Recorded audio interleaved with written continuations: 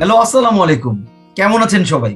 আমি অভিনেতা ফরহাদ লিমন চৌধুরী, চৌধুরী টকিজ নামের এই চ্যানেলে আপনাদের সবাইকে স্বাগতম জানাচ্ছি। প্রচলিত অর্থে আমি কোনো সঞ্চালক বা উপস্থাপক নই, ওটা আমার কাজ নয়। আমি শুধুমাত্র আমার অবস্থান থেকে চেষ্টা করে যাই কিছু গুণী মানুষকে আপনাদের কাজ পর্যন্ত পৌঁছে দিতে।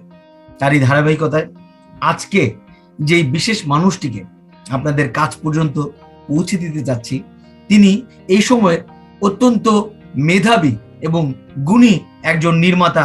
তিনি তরুণ নির্মাতা মেহেদী হাসান টিঙ্কু। হাই, কি কেমন অবস্থা? আছো? এই তো ভালো, আলহামদুলিল্লাহ। তুমি কেমন আছো? একদম আলহামদুলিল্লাহ, সুস্থ আছি, এটা সবচেয়ে বড় বিষয়। একদম। টিঙ্কু, তুমি খুব সম্প্রতি খুব আলোচিত একটি কাজ নির্মাণ করেছো এবং দর্শকের অনেক প্রশংসা কুড়িয়েছো। দর্শকদের জ্ঞাতার্থে জানাচ্ছি, এই সময়ের খুব আলোচিত একটি ওয়েব সিরিজ টেক্কা।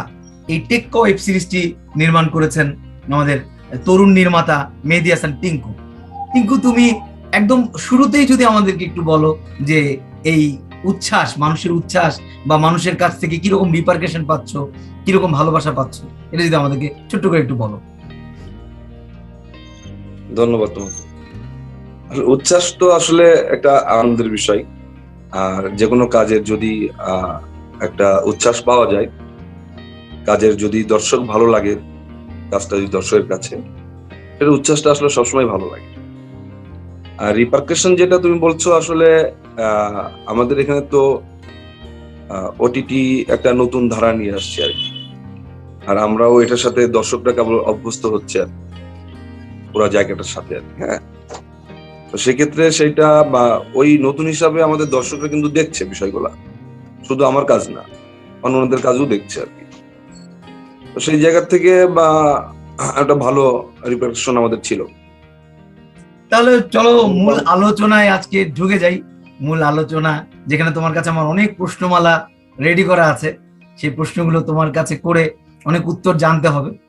তো তুমি কি বলো, আমরা মূল আলোচনায় ঢুকে যেতে পারি? হ্যাঁ হ্যাঁ, শিওর। টিঙ্কু, তোমার কাছে একদম প্রথমেই একটা জিনিস জানতে চাইবো।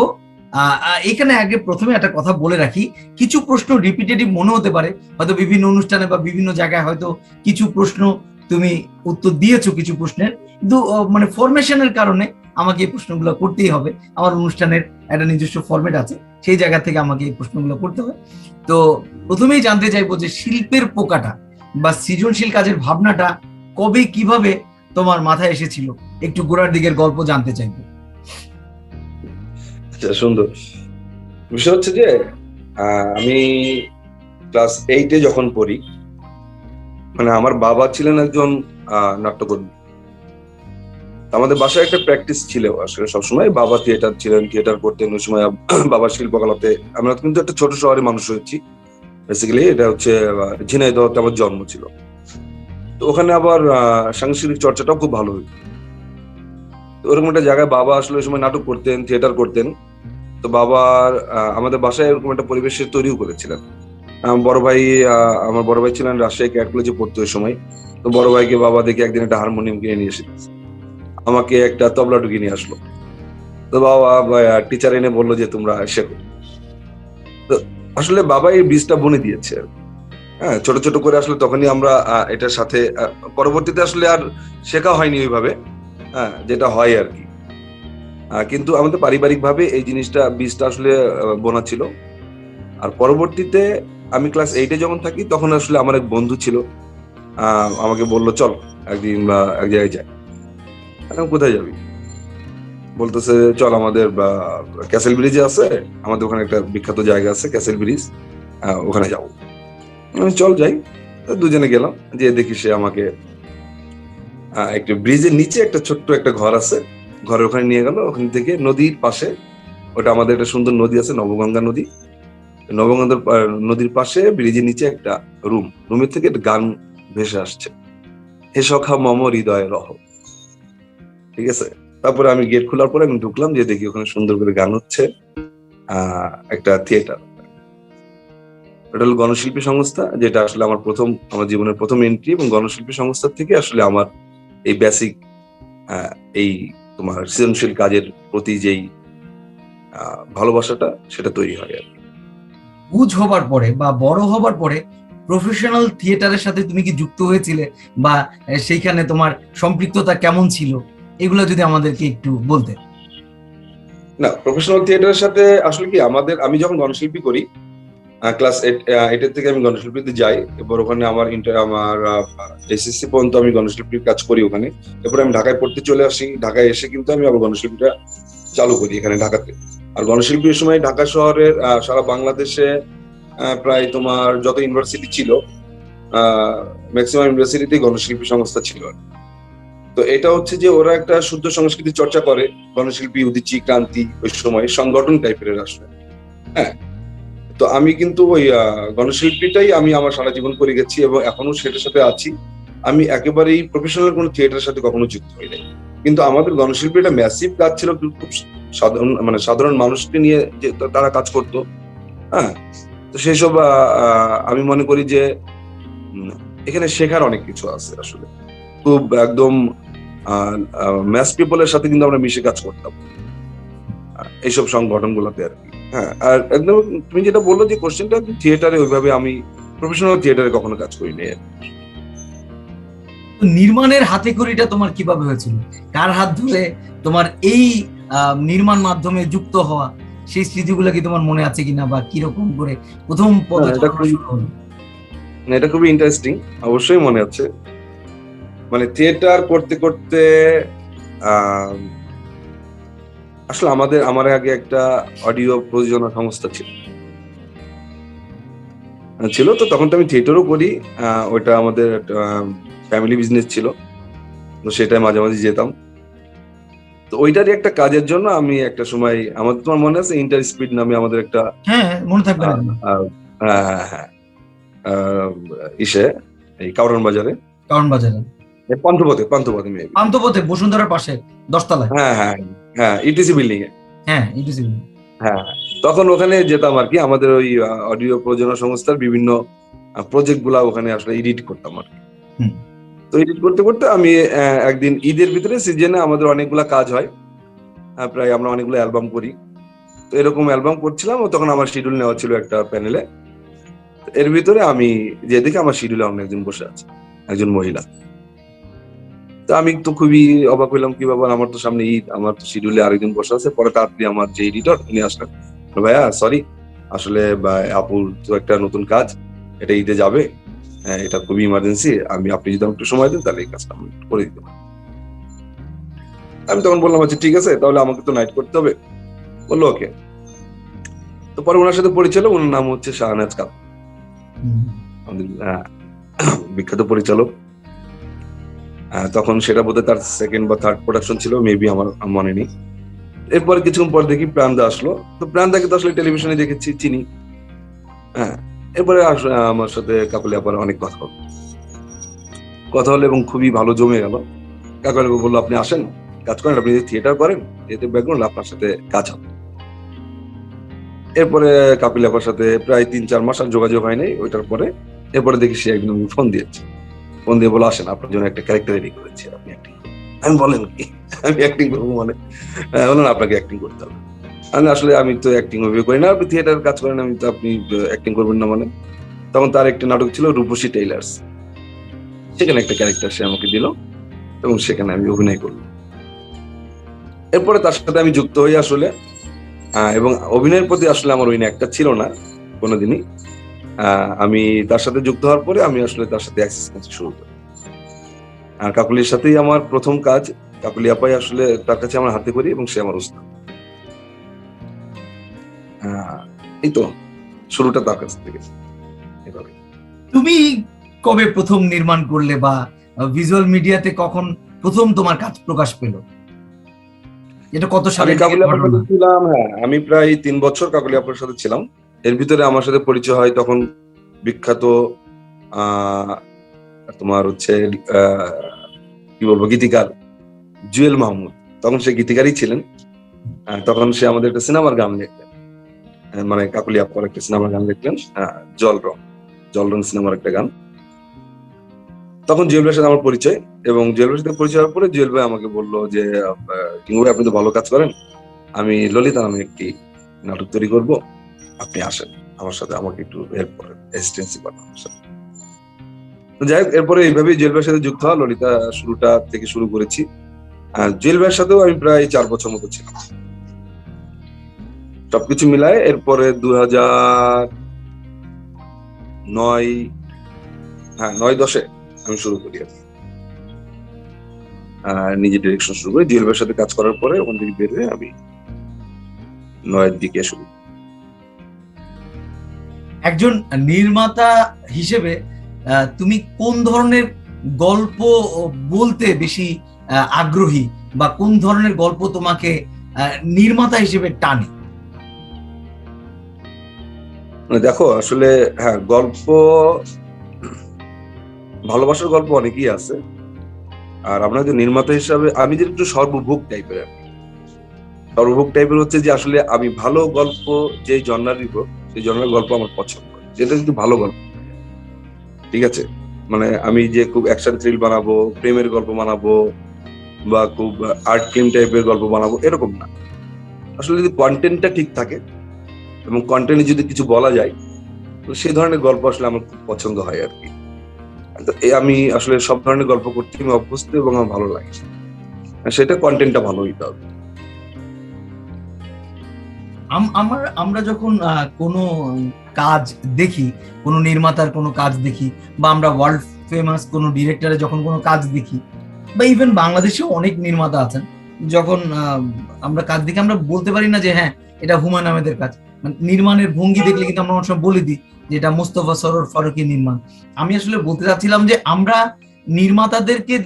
নির্মাতাদের কাজ দেখে, বা ওয়ার্ল্ডের বিভিন্ন রকম নির্মাতার কাজ দেখে আমরা ধরতে পারি, ভঙ্গিটা ধরতে পারি, বা নির্মাণ দেখে বলে দিতে পারি এটা কিম কিদুকের, বা অনেক সময় আমরা বলে দিই যে এটা হিচককের সিনেমা, বা এটা সত্যজিতের সিনেমা, বা এটা হুমায়ুন আহমেদের। মানে নির্মাণের একটা যে ভঙ্গিতে বোঝা যায়, যেটা তুমি একটু আগে বলে ফেললে যে সিগনেচার মার্ক, এই সিগনেচার মার্কটা কিভাবে তৈরি হয়, বা এটা মানে কি প্রত্যেকটা নির্মাতার কি আলাদা থাকা উচিত বলে মনে করো, নাকি এটা কাজ করতে করতেই তৈরি হয়ে যায়? তোমার কাছে সিগনেচার মার্কের ব্যাখ্যাটা কি? না আসলে ব্যাখ্যাটা কেমন, মানে এটা আসলে আমার কাছে মনে হচ্ছে কাজ করতে করতেই তৈরি হয় আসলে। কারণ কেউ তো আসলে প্যাটার্ন ভেবে এসে সিনেমা বা কন্টেন্ট বানানোর চেষ্টা করে না। হ্যাঁ, যে প্রথম থেকেই আসলে আমি যখন নির্মাণ শুরু করি, তখন আমি ভাবি নাই যে আসলে আমি এই টাইপের গল্প করব বা আমার শর্ট গুলা এরকম থাকবে। আসলে আমি তখন একটা গল্প দেখেছি যে এই গল্পটা আমার ভালো লাগলো, এই গল্পটাকে আমি নির্মাণ করতে চাই। এবং যখন মানুষ প্রথম নির্মাণটা করে এবং তার পরবর্তী নির্মাণগুলো সে করতে থাকে, তখন কিন্তু তার একটা প্যাটার্ন তৈরি হয়ে যায় আসলে। সে কিভাবে শর্টটা নেয়, কিভাবে সে তার অ্যাক্টিংটাকে বের করে নিয়ে আসতে চায় তার আর্টিস্টের কাছ থেকে, হ্যাঁ, কিভাবে সে বা পর্দায় তার স্ক্রিনে তার সিনেমাটাকে দেখাতে চায়। হ্যাঁ, এ ধরনের কিন্তু মানে তখন একটা জিনিস আমার মনে হয় যে ওই করতে করতে যে একটা ডেভেলপমেন্ট হয়। হ্যাঁ, তখন আসলে একটা প্যাটার্ন তৈরি হয় যে আমি হয় না একই সিনেমায়, বা আমি পাঁচটা কন্টেন্ট তৈরি করলাম, 5টা সিনেমা তৈরি করলাম, বা 5টা নাটক বলো যাই তৈরি করি, তো 5টার ভিতরে আমার একই ধরনের শর্ট, হয়তো আমার একটা শর্ট পছন্দ হয় যে আমি খুব লো অ্যাঙ্গেলে একটা ফ্রেমে কাজ করি, সেটার সাথে হয়তো গল্পের রিলেট করে আর কি। মানে শুধুই তো আসলে শর্ট ধরা যাবে না, প্রতিটা গল্পের সাথে রিলেট থাকতে হবে বা সিকোয়েন্সের সাথে রিলেট থাকতে হবে। তো সেই রকম হয়তো কিছু আমার হয়তো প্রত্যেকটা মুভিতেই হয়তো আমার ওই ধরনের কিছু শর্ট থাকে। হ্যাঁ, যে বা তো এটা কিন্তু এক ধরনের তখন মনে হয় যে এই শর্টগুলো আমার পছন্দের, বা এটা আমি কি গল্প এটা দিয়ে বেশি দর্শকের কাছে যেতে পারি, আমার এই শর্টগুলো দিয়ে দর্শকের বেশি কাছে যেতে পারি, এরকম হতে পারে। এরকম জায়গা থেকে এত মানে একটা জায়গা তৈরি হতে পারে আর কি, যে করতে করতে যে মানুষ হলে তার সিগনেচার পয়েন্টটা ধরতে পারে বা বুঝতে পারে, তখন সে আসলে একটা প্যাটার্ন তৈরি করে নিজের মতো করে। আর এটা আমার মতে হচ্ছে যে থাকা উচিত কি, অবশ্যই থাকলে বা মানে এটা নিয়ে আমার কোনো ডিবেট নাই আসলে, থাকতেও পারে নাও থাকতে পারে, যে সিগনেচার থাকতে হবে এমন কোনো কথা নাই।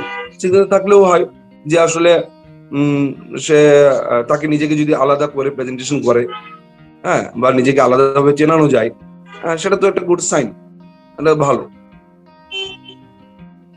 না, যেহেতু তুমি একটু আগে বললে যে আগে এটা কিন্তু আমাদের কোনো তর্ক বিতর্ক নেই, এটা একটা মিথস্ক্রিয়া, না, যেহেতু না। আমরা এখন আড্ডার মোডে আছি।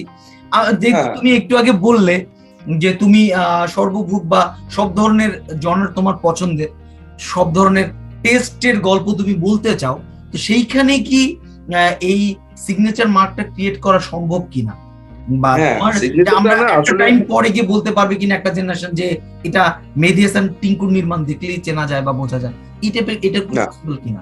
এটা না, এটা একটু আসলে আমি একটু অন্য জায়গা থেকে বলি কথাটা। মানে হয় কি, মানে আমরা আমরা বই পড়ার ক্ষেত্রে কি হয়, মানে তুমি কি শুধু একই টাইপের বই পড়ো? তোমার কি মনে হয় যে তুমি শুধু গোয়েন্দা ভিত্তিক বই পড়ছো? আমরা একসময় সেবার বই পড়তাম, বিভিন্ন গোয়েন্দা, 3 গোয়েন্দা, একটা সময় পছন্দ ছিল। মানুষের টেস্ট কিন্তু চেঞ্জ হয়, মানুষের বয়স বাড়ে, টেস্ট চেঞ্জ হয়, ঠিক আছে? এবং তুমি রবীন্দ্রনাথ শেষের কবিতা ক্লাস 9-10 যখন পড়েছো, তখন তোমার কাছে ওটার মর্ম একরকম ছিল। আর যখন তুমি ইন্টারমিডিয়েট পাস করলা, তখন ওইটার মর্ম একরকম ছিল। তুমি যদি ওইটা এখন পড়ো, তাহলে আমি মনে হয় তুমি তোমার তোমার ভাবনাটা চেঞ্জ হবে আর কি। বা তুমি কাফকা পড়ো, বা তুমি হোয়াট এভার, মানে আমি বলছি যে তুমি তোমার যে বইটা আসলে তুমি ছোট থেকে পড়ে আসছো, বা তুমি এর আগে পরে পড়েছো, সেইটাই হয়তো তুমি 3 মাস পরে পড়লে তোমার ভাবনা চিন্তা একটু চেঞ্জ আসবে আমার মনে হয়, ঠিক আছে? তো এই জন্য আমি ভাবি যে মানুষের আসলে টেস্ট একটা জায়গায় থাকে না, মানুষের টেস্টটা চেঞ্জ হইতে থাকে আসলে, ঠিক আছে? আর সিগনেচার মার্কটা হচ্ছে মানে চেঞ্জ হতে থাকলে, সেক্ষেত্রে যে ওই জন্য বললাম যে আমি সব ধরনের জিনিস পছন্দ করি। তার মানে হচ্ছে যে যেই জনরারই হোক, সেই জনরা যদি ভালো গল্পটা হয়, আর সেটা যদি আসলে মনে করি যে এটা আমার এটার ভিতরে আমি ঢুকতে পারছি, তাহলে সেটা আমি করতে রাজি আছি, সে তাতে আমার কোনো অসুবিধা নেই। হ্যাঁ, তবে আমার কাছে সিগনেচার থাকবে হচ্ছে আমি যে গল্পটাই করি না কেন, সেই গল্পটার ভিতরে কিন্তু আসলে আমি আমার সিগনেচারটা রেখে যেতে পারবো। সেটা আসলে আমার মেকিং এ, আমি কিভাবে মেকিং করছি আসলে, ঠিক আছে? তার মানে হচ্ছে যে আমি যদি একটা জনরা ধরলেই যে আমার সিগনেচার বেরিয়ে গেল, এটা আমি মনে করছি না আসলে। আমার মেকিং এ আসলে আমার প্রেজেন্টেশনটা আসলে আমাকে বলে দিচ্ছে যে আসলে আমার সিগনেচারটা কেমন আসলে। সেটা যদি আমি একটা প্রেমের গল্প বানাই, সেখানেও আসলে আমার এই সিগনেচারটা থাকবে। সেটা যদি আমি একটা হরর গল্প বানাই, সেখানে আমার একই সিগনেচার থাকবে আসলে, ঠিক আছে? তো বোঝা যাবে যে এটা মেহেদী হাসান টিঙ্কুর নির্মাণ আসলে। হ্যাঁ, নির্মাণের ক্ষেত্রে এই জায়গাটা হয় আর কি, কারণ ওই বইটা কিন্তু আমিই পড়ছি। হুম হুম। হুম।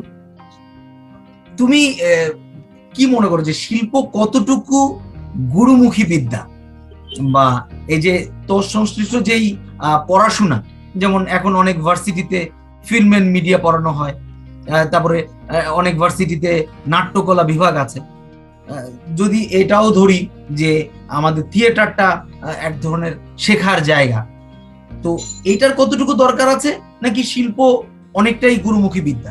তুমি কিভাবে এটাকে ক্লাসিফাই করবে? এটা আসলে আমি ক্লাসিফাই করবো আসলে আমার একটা মিশ্র প্রতিক্রিয়া আছে এটা নিয়ে। মিশ্র প্রতিক্রিয়া মিন্স হচ্ছে যে আমি দুইটাই আমার কাছে মনে হয় প্রয়োজন আর কি। এটা আমি একটু বলে নিলাম, তারপর আমি আসলে একটু আলাদা করে বলি আর কি, যে তুমি যে কোনো কাজ করতে গেলে সেটার জন্য তোমার শিক্ষার প্রয়োজন। মানে শিক্ষার প্রয়োজন মিন্স হচ্ছে সেটা তোমার একাডেমিক্যালি হতে পারে, সেটা আসলে তোমার শিক্ষা দিয়েও হতে পারে আর কি। মানে সেটা মানে তুমি প্র্যাকটিক্যালি হতে পারে। হ্যাঁ, এখন কেমন যে আমি মনে করি যে আমাদের যে কোনো কাজই আমি মনে করি যে তুমি তো আসলে নতুন নতুন সবকিছুর সাথে পরিচয় হচ্ছ। মানে একটা সময় তুমি যেভাবে গল্প লিখতে বা যেভাবে অভিনয় করতে বা যে ইনস্ট্রুমেন্ট আমরা ইউজ করতাম টেকনিক্যাল, হ্যাঁ, সেগুলো কিন্তু অনেক চেঞ্জ আসতেছে। প্রতিদিনই নতুন ক্যামেরা আসছে, নতুন লাইট আসছে, বা কালারের নতুন সফটওয়্যার আসছে। তার মানে এজ এ ডিরেক্টর হিসেবে তোমাকে কিন্তু এগুলো জানা দরকার, বা যে আর্টিস্ট হিসেবে তোমার এগুলো আমি মনে করি যে একটা ধারণা, সম্যক একটা ধারণা থাকা দরকার।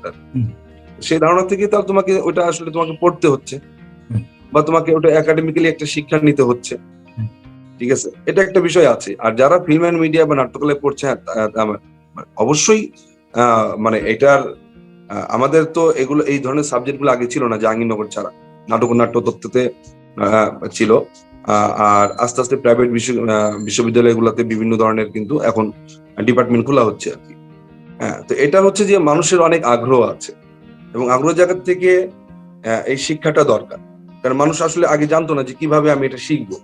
থিয়েটার বাদে হয়তো থিয়েটার একটা শেখার জায়গা ছিল, তাছাড়া মানুষ কিন্তু জানতো না যে আসলে আমি কোথা থেকে শিখবো। হ্যাঁ, তো সে যদি এটা পড়াশোনা করে আসে, পড়াশোনা করার পরে সে যদি প্র্যাকটিক্যালি যখন সে এটাকে করবে, আমি মনে করি এটা একটা বড় জায়গা আর কি। তখন তার জন্য আসলে জ্ঞানটা আরো বেশি ভালো হবে আর কি। হ্যাঁ, তাত্ত্বিক এবং প্র্যাকটিক্যাল দুইটা যদি যখন সে মিলাবে, মানে যখন এটা ব্লেন্ড আর ব্লেন্ড হলে আসলে খুবই ভালো হবে। কারণ হচ্ছে যে আমি মনে করি যে শিক্ষাটা যে কোনো ভাবেই জরুরি। হ্যাঁ, এক। আর 2 নম্বর হচ্ছে যে গুরুমুখী বিদ্যা অবশ্যই, ঠিক আছে। কারণ হচ্ছে যে আমরা এটা গুরুমুখী বিদ্যা অবশ্যই বলবো হচ্ছে তুমি যদি পড়াশোনা করেও আসো তবুও তোমার আসলে প্র্যাকটিক্যালি কাজ করতে তোমার একটা গুরু লাগে। মানে আমি মনে করি যে সেক্ষেত্রে হচ্ছে যে তুমি সরাসরি কাজ করতে পারো, হতেই পারে তুমি নেমে একটা সিনেমা বানিয়ে ফেললে এবং সেটা খুব ভালো হলো, প্রশংসিত হলো, তাতেও কোনো অসুবিধা নাই, ঠিক আছে। আর আমরা যেরকম শিখেছি আমরা কিন্তু গুরুমুখী বিদ্যা থেকে মানে গুরুদের কাছ থেকেই শিখেছি, ঠিক আছে। তো গুরুদের একটা ইম্পর্টেন্ট থিং হয় কি, গুরুরা হচ্ছে যে যেটা ভাবে, যেটা আসলে প্র্যাকটিক্যালি তারা যে জ্ঞানটা অর্জন করে, হ্যাঁ, তাদের সাথে থাকতে থাকতে সেই জ্ঞানটা কিন্তু আসলে ছড়িয়ে দেয়। এবং সেই জ্ঞানটা তোমার ছড়িয়ে দেয়, সেই জ্ঞানটা নেওয়ার মতো ক্ষমতাও তোমার থাকতে হবে আসলে। হ্যাঁ, সেটাকে তুমি যদি নিতে পারো সেই জ্ঞানটা, এবং তখন কিন্তু আসলে তোমার যদি পড়াশোনা থাকে, ওই জ্ঞানটা থাকে, তখন তুমি আসলে তোমার ভাবনা চিন্তার জায়গাটাকে আরো বেশি প্রকাশ করতে পারো। হ্যাঁ, এটা আমার মনে হয় আর কি, যে হয় না যে ওই ওই মানে বিকশিতটা আর একটু বেশি হবে, বা তুমি নতুন একটা ধারা তৈরি করতে পারো আর কি। তো সেক্ষেত্রে আমি বলবো যে পড়াশোনাটা খুবই জরুরি, আর গুরুমুখী বিদ্যা বটেই এটা, ঠিক আছে। আমি মনে করি এইটা গুরু লাগে। মানে এরকম হতে পারে উত্তরটা, যে আমরা দেখি যে একজন খুব পড়াশোনা করে বই পড়ে ডক্টর হয়েছে, কিন্তু সে যদি একজন ডক্টরের আন্ডারে ইন্টার্নি না করে, সে যদি মানে সে জানে বইয়ে পড়েছে যে কিভাবে কাটতে হয়, অপারেশনটা কিভাবে করতে হয়, কিন্তু সে যদি কোনো সময় একজন গুরুর আন্ডারে বা একজন বড় ডক্টরের আন্ডারে যদি না শেখে, কাটতে না জানে, তার কোনোদিন অপারেশন হবে না। তাকে সবাই কিন্তু আসলে একটা পিরিয়ড পার করে, যেরকম হচ্ছে ওরা কিন্তু একটা ইন্টার্নি করে, মানে একটা ইন্টার্নি কিন্তু তোমার দরকার, যে কোনো বিষয়ে একটা ইন্টার্নি দরকার, ঠিক আছে। তো ওরা 2 বছর একটা এমবিবিএস করে এসে কিন্তু ডাক্তাররা কিন্তু একটা 2 বছর একটা মানে পড়াশোনা করে এসে 2 বছর একটা ইন্টার্নি করে আর কি। তো তখন তারা আসলে কিভাবে অপারেশনটা করতে হয় বা তাদের শেখার যে জায়গাগুলো আছে আর কি, সবকিছু তারা কিন্তু তাদের গুরুদের কাছ থেকে শেখে, প্রফেসরের কাছ থেকেই শেখে আসলে, ঠিক আছে। তো প্র্যাকটিক্যালি হাতে করি বলে একটা কথা আছে আর কি, যেটা উস্তাদরা ধরিয়ে দেয় আর কি। হ্যাঁ, এটা খুব লাগে আসলেই লাগে। এখন হঠাৎ করে আমার আরেকটা প্রশ্ন মনে আসলো, শুনতে শুনতে তোমার উত্তর শুনতে শুনতে কিছু প্রশ্ন মনে আসছে যেগুলো আমার লিস্টেড না, আমার লেখা নেই। হঠাৎ করে মনে হচ্ছে আমাদের আমি জানি না তুমি ফেস করেছো কিনা, আমি প্রচুর ফেস করি, বা আমার অন্যান্য যারা সহকর্মী আছে, সেটা নির্মাতা, ক্যামেরাম্যান বা অ্যাক্টর, তারা খুব ফেস করে যে চাইলেই তো অভিনেতা হওয়া যায়, বা আমার চেহারা কি খারাপ নাকি, আমি কি নায়ক হতে পারি না, বা তোমাদের হয়তো তোমার কোনো বন্ধু সহপাঠী স্কুল বা কলেজ ভার্সিটির কেউ হয়তো বলেছে আমাকে একবার নিয়ে দেখ, ফাটাই দিব। আমি অভিনয়টা কি ফাটাই দেওয়া যায় কিনা, মানে এত সহজ কিনা, মানে এটারও তো একটা ধারাবাহিকতা আছে, একটা কি বলে, একটা মানে জার্নি আছে। এইটা তাদের বোঝানো যায় না অনেক সময়। তারা মনে করে যে আমি ক্যামেরার সামনে গেলেই আমি হয়তো অভিনয়টা করে ফেলতে পারবো, যে এটারও যে একটা প্রস্তুতি আছে, এটা যে একটা মানে একটা লম্বা একটা পথ পরিক্রমা আছে, এটা অনেক সময় বোঝানো যায় না। এই বিষয়ে তোমার মানে তোমার মতামতটা কিরকম? হ্যাঁ, এটা হচ্ছে কালচার বিল্ড আপের একটা বড় বিষয় আছে আর কি। যেরকম আমরা আমাদের সাহিত্যে বা আমাদের মিউজিক বা আমাদের অন্যান্য শিল্পের অন্যান্য যে অঙ্গনগুলো আছে আমাদের বাংলাদেশে, কিন্তু আমরা অনেক সমৃদ্ধ। হ্যাঁ, তো সেক্ষেত্রে কিন্তু যদি তুমি অভিনয়ের সাথে যদি মিডিয়াকে রিলেট করো, মানে অভিনয় তো আমরা থিয়েটারেও করি, তাই না? অভিনয় থিয়েটারে করি, সেখান থেকে আরো অনেক ধরনের শিক্ষাও আমরা পাই। আমরা তো আসলে যেরকম শুধু আমার তো মনে করি থিয়েটার করলে থিয়েটারের সাথে আসলে আমরা অনেক কিছুই শিখি, মানে আসলে আমার কিভাবে ব্যবহারটা করতে হবে, কিভাবে আসলে আমি মানুষের সাথে কথা বলবো, আমি সেটাও শিখি আসলে। হ্যাঁ, তো এরপরে আসলে এখন হয়ে গেছে হচ্ছে যে থিয়েটার করো বা যাই করো, মিডিয়া একটা বড় জায়গা হয়ে গেছে আর কি। তো সবারই তুমি যেটা বললা, আমি আসলে এত এত পেছন থেকে কথাটা বললাম এই কারণে যে আমারও অনেক বন্ধু বান্ধব আছে, অনেকেই আছে আমাকে নিয়ে ফাটাই দিব, হ্যাঁ তোরা তো অভিনয় করিস, নাটক ফাটক করিস, তো নাটকের সাথে একটা ফাটক শব্দ লাগাই আর হ্যাঁ। তো এখনো বাসায় হয়তো এক আত্মীয় এসে বলে আরে তুমি কি করো, হ্যাঁ আমি তো ডিরেকশন দিই, পরিচালক, আর কি করো? তো এটাকে প্রফেশন হিসাবে যে তারা ভাবতে পারছে না, এটা একটা বড় বিষয়। আসলে আমাদের ইন্ডাস্ট্রিও বিল্ড আপ হওয়ারও একটা বিষয় আছে আসলে। মানে সবাই তো সবকিছু টাকা পয়সার সাথে এটা রিলেট করে আসলে, ঠিক আছে? হ্যাঁ, তো তুমি যেটা বললা যে এটা কিভাবে দেখছি, এটা হচ্ছে যে মানুষের ভাবনার জায়গাটা, আমি এতক্ষণ এই কথাগুলো বললাম যে মানুষের ভাবনার জায়গাটা হচ্ছে যে এইটা খুব আরামের একটা কাজ, এখানে টেলিভিশনের সামনে গেলেই হয়ে যায়। হ্যাঁ, এটা নিয়ে স্ট্রাগলটা তারা করে নাই আর। আসলে এটা হয় না, এটা হয় না, কারণ হচ্ছে যে প্রত্যেকটা শেখার, তুমি সুন্দর চেহারা দিয়ে কি অভিনয় করতে পারবে, বা তুমি হাইট ভালো থাকলে কি অভিনয় করতে পারবে না। তোমার আসলে শেখার একটা প্রয়োজন আছে, একটা বড় জার্নির বিষয় আছে, যে জার্নিটার মাধ্যমে তোমাকে আসলে শিখতে হবে। মানে ওই যে যেটা বলছিলাম, ডাক্তারি পড়া বলো, ইঞ্জিনিয়ারিং পড়া বলো, তারাও 6 বছর 7 বছর একটা কোর্স, মানে একটা, মানে তারা অনার্স করে তাদের বিএসসি বলো, বা যেভাবেই তারা করে আর, হ্যাঁ, যার যার যেই প্যাটার্ন আছে সেই প্যাটার্নেই কিন্তু সবাই পড়াশোনা করে। তুমি বলছিলে ফিল্ম অ্যান্ড মিডিয়া যারা যারা পড়াশোনা করে, করার পরেও কিন্তু তাদের একটা দীর্ঘ জার্নি হয়, ঠিক আছে, শেখার জার্নি। আর অভিনেতা অভিনেত্রী যদি খেলি, শুধু অভিনেতা অভিনেত্রীর ক্ষেত্রে যদি বলি, যারা অভিনয় করেন, তাদের আসলে ওটা ধারণ করতে হয়, ওটা ধারণ করতে হয়, ওটার ভিতরে বসবাস করতে হয়, ওটার সাথে চলাফেরা করতে হয়, এবং মননে মানসিকতায় কিন্তু ওটার ভিতরে তোমাকে ডুবে থাকতে হবে। একটা ক্যারেক্টার ফরহাদ লিমন থেকে বেরিয়ে সে জামিল ক্যারেক্টারটা করবে, তো আরেকটা মানুষ হয়ে যাওয়া এত সহজ না। সেই মানুষটাকে আদ্যপান্ত তাকে পড়তে হয়, সেই মানুষটার মধ্যে ঢুকতে হয়, তার সাথে বসবাস করতে হয়, একটা দীর্ঘ সময় তার সাথে কাটাতে হয়, তারপরে কিন্তু আসলে ফরহাদ লিমন জামিল হয়। তোমার সুন্দর চেহারা হইলেই, হাইট ভালো হইলেই অভিনেতা হওয়া যায় না, এটা আমার কাছে মনে হয় না আর কি। তোমার খুব সম্প্রতি যে আলোচিত কাজটা ছিল টেক্কা, আমি ওটার অভিনেতা হিসেবে নয়, ওটার দর্শক হিসেবে আমার একটা অবজারভেশন আছে। সেটা হচ্ছে যে ছোট থেকে ছোট, এটা তোমার কমপ্লিমেন্টের মতো তুমি ধরে নিতে পারো। ছোট থেকে ছোট, ক্ষুদ্র থেকে ক্ষুদ্র চরিত্র নির্বাচনেও তুমি খুব ভালো অভিনেতাদেরকে নিয়েছো। এই অভিনেতা নির্বাচনে তুমি কি কি বিষয় মাথায় রাখো? না, এটা হচ্ছে যে আমি মনে করি যে একটি গল্পের মূল পাত্র পাত্রী যদি ভালো, মানে সু অভিনেতা অভিনেত্রী হন, এবং তার আশেপাশের অভিনেতা, মানে প্রত্যেকটা চরিত্র যাদেরকে আমি নিব, তারা যদি চিত্রায়নটা না করতে পারে, তাহলে আসলে মানে আমার যেই মানে মূল অভিনেতা অভিনেত্রী আছে, তাদের অভিনয়টাও আমার কাছে মনে হয় পয়েন্ট করে আসলে, এবং গল্পটাও আসলে ওই সময় মানে তুমি যেটা বলো পড়ে যায় আর কি, এরকম এরকম হয় আর কি। তো আসলে একটি টিম ওয়ার্ক, তো টিম ওয়ার্ক ছাড়া আসলে তো মানে আমাদের নাটক বা সিনেমা করা সম্ভব না।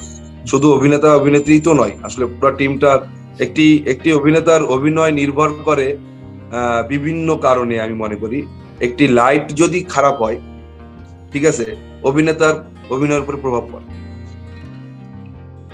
আমি মনে করি যদি আমি যখন লাইট করলাম, লাইটটা মনে হচ্ছে যে আসলে ভালো হয় না, ডিরেক্টর বলছে বা অমুক তমুক এই সেই, বা অভিনেতা নিজেও বুঝতে পারছে, সেটাও কিন্তু তার অভিনেতার তো আসলে ফুলের মতো, ঠিক আছে, সেটাও কিন্তু আসলে ওই জায়গাটাকে প্রভাব ফেলে। হ্যাঁ, তো ওই জায়গা থেকে হচ্ছে যে আমার নির্বাচনের ক্ষেত্রে হচ্ছে আমার কাছে মনে হয়েছে যে প্রত্যেকটা ক্যারেক্টারকে যদি তুমি আসলে একটা বুননি দিতে পারো সুতার মতো করে, যে আসলে সেটা ছোট হোক আর বড় হোক, চরিত্র ছোট বড়র কিছু নাই, মানে অভিনয়টা কতটুক তুমি আসলে তোমার ওই ছোট চরিত্রটার সাথে তুমি মানিয়ে নিতে পারলে, এটা খুব ইম্পর্টেন্ট। এই জন্য আসলে আমার ক্যারেক্টার নির্বাচন করার ক্ষেত্রে আমি দেখি যারা ভালো অভিনয় করেন বা থিয়েটার ব্যাকগ্রাউন্ড আছে, এই ধরনের অভিনেতা অভিনেত্রীদের আসলে আমি একটু পছন্দ করি আমার ক্যারেক্টার গুলোর সাথে মানিয়ে নেওয়ার জন্য আর। হ্যাঁ, মানে আমি জানি যে একটা ছোট্ট ক্যারেক্টারও যদি একজন ভালো অভিনেতা সেটাকে ফুটিয়ে তোলে, তাহলে সেই ক্যারেক্টারটা না আসলে অনেক বড় হয়ে যায়। হ্যাঁ, এবং সেটা আসলে পুরো গল্পকে একটা আলাদা জায়গায় নিয়ে যায় আর, এটা আমার কাছে মনে হয় আর। তো এই ক্ষেত্রে আসলে আমি আমার কাছে মনে হয় যে আমি একটু থিয়েটার থেকে যারা অভিনয়টা ভালো পারেন, যাদের অভিনয় আমি দেখি, হ্যাঁ, আমার কাছে মনে হচ্ছে যে এই অভিনয়টা হয়তো ফরহাদ করতে পারবে, বা ফরহাদের আমি আরো 20টা অভিনয় দেখেছি, যদি আমার একটা ছোট ক্যারেক্টারও হয়, তো ফরহাদ যদি এটা বোঝে যে হ্যাঁ এই ক্যারেক্টারটা আসলে আমার কিছু করার আছে, মানে অনেকক্ষণ জুড়ে তুমি স্ক্রিনে না থেকে যদি তোমার 3 মিনিটেও যদি তোমার কিছু করার থাকে অভিনয় দিয়ে, তাহলে সেটা খুবই ইম্পর্টেন্ট আর কি। তো এই ক্ষেত্রে আসলে আমার মনে হয় যে ঠিক আছে, আমি ফরহাদ লিমনকে নিব, বা আমি পারভেজকে নিব। হ্যাঁ, এইভাবে আসলে আমার নির্বাচনটা হয় আর কি। আমরা ইদানিং অনেক নির্মাতাকে দেখি, তারা অনেক বেশি, এটা বলাটা ঠিক হচ্ছে কিনা জানি না, তবে মানে এটা একদম অবজারভেশন থেকে বলছি, যে অনেককেই দেখি খুব ভালো চিত্রগ্রাহক নির্ভর। তারা মনে করে যে একজন খুব ভালো চিত্রগ্রাহক না হলে তার প্রোডাকশনটা ভালো নির্মাণ হবে না। আবার অনেকে আছে যে না বুঝেই তারা মনে করে যে আমি একজন চিত্রগ্রাহক হলেই আমার প্রজেক্টটা নেমে যাবে। তুমি একদম খুব ভালো একজন চিত্রগ্রাহক অবশ্যই দরকার আছে একটা প্রজেক্টকে মানে দৃষ্টি নন্দন করতে, মানে মনোগ্রাহী করতে একজন ভালো চিত্রগ্রাহকের দরকার আছে। কিন্তু একদম পুরোটাই চিত্রগ্রাহক নির্ভর হয়ে যাওয়াটাকে তুমি কিভাবে দেখো, কোন ভাবে মাপো? দেখো, প্রত্যেকটা প্রফেশনে ভালো মন্দ আছে। ব্যবসায়ী বলো, ধরো ভালো মানে অসৎ ব্যবসায়ী, সৎ ব্যবসায়ী, বা জানা ব্যবসায়ী, অজানা ব্যবসায়ী, হয় না? যে আমি অল্প জানি, ব্যবসায়িক টেকনিকটা অল্প জানি, অনেক একটু বেশি জানে বা অনেকদিন ধরে করছে, সে টেকনিকটা ভালো জানে কিভাবে বিজনেসটা করতে হয়। কেউ একজন নতুন এসছে, তো আমি ভাবি যে এখানে আমাদের এই ইন্ডাস্ট্রিতেও, যে তুমি যেটা বললে কারা চিত্র গ্রাহক নির্ভর, বা কোন কোন কোন ধরনের পরিচালকরা, তো তুমি তো এখন ফেসবুক খুললেই দেখো যে সবাই পরিচালক। মানে তোমার একটা দীর্ঘ যাত্রার পরে, তোমার একটা মানে দীর্ঘ শেখার পরে, তারপরে তুমি যখন পরিচালক হও, তখন আসলে সবাই তোমাকে জাজ করতে পারে। আর তখন যদি তুমি একজন ভালো পরিচালক হও, আর সাথে যদি তোমার একটা ভালো চিত্রগ্রাহক থাকে, তাহলে ওই যে তুমি প্রথম যে বলছিলে ফাটিয়ে দেওয়ার মতো একটা কাজ হয় আসলে। ঠিক আছে, কিন্তু আসলে তুমি চিত্রগ্রাহক নির্ভর যদি কোনো কাজ করো, তো সেটা তখন কি দাঁড়ায়? যে শুধু উনি বানিয়ে দিলেন, তুমি শুধু অ্যাকশন কাট করার জন্য কি ছিলাম? হ্যাঁ, তো এটা এটা একটা অন্য বিষয়। এটা হচ্ছে অনেক ধরনের বিজনেসের কারণে, বা অনেকে নিজেকে শো অফ করার কারণে এই ধরনের পরিচালক হিসাবে আসলে তারা আমার কাছে মনে হয় যে আসতে চায়। কিন্তু আমার কাছে মনে হয়েছে যে একজন ভালো চিত্রগ্রাহক কেন, একজন ভালো চিত্রগ্রাহক, একজন ভালো মিউজিক ডিরেক্টর, একজন ভালো স্ক্রিপ্ট রাইটার, হ্যাঁ, আসলে সবারই ভালো দরকার। মানে ভালোর কোনো বিকল্প নাই। কারণ হচ্ছে যে 5টা ভালো যখন তোমার আশেপাশে থাকবে এবং তুমি নিজে যখন ভালো হবা, তখন এই 5টা ভালো একসাথে মিক্স আপ করলে তোমার একটা আগুন বের হবে।